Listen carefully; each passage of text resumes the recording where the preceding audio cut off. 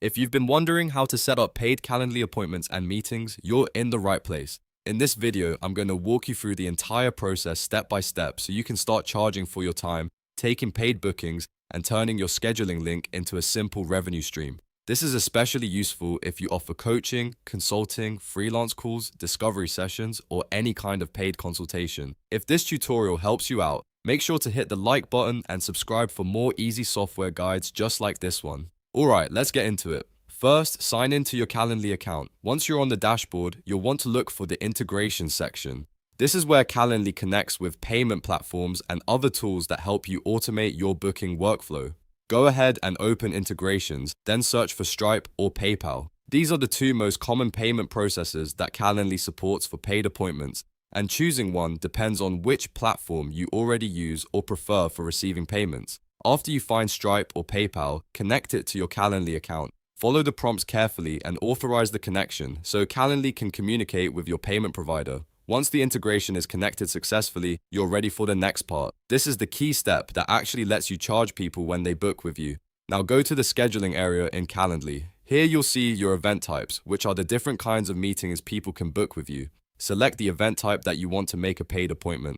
For example, this could be a one-on-one consultation, a strategy call, a coaching session, or any other service you want to monetize. After selecting the event type, click More Options. This opens additional settings for that meeting type, including customization and payment settings. Look for the payment section and expand it. If you've already connected Stripe or PayPal, you should see it available here. That means Calendly has successfully recognized your payment provider and is ready to use it for collecting fees. Next, select Stripe or PayPal as the payment processor. Choose the one you want to use for that specific event type.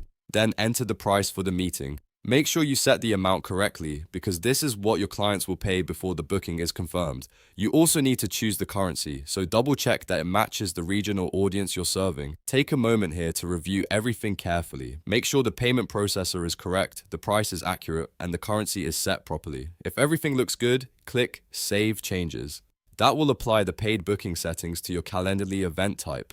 At this point, your Calendly appointment is now set up to accept payments before people can book time with you. That means when someone schedules your meeting, they'll be prompted to pay first using the processor you connected.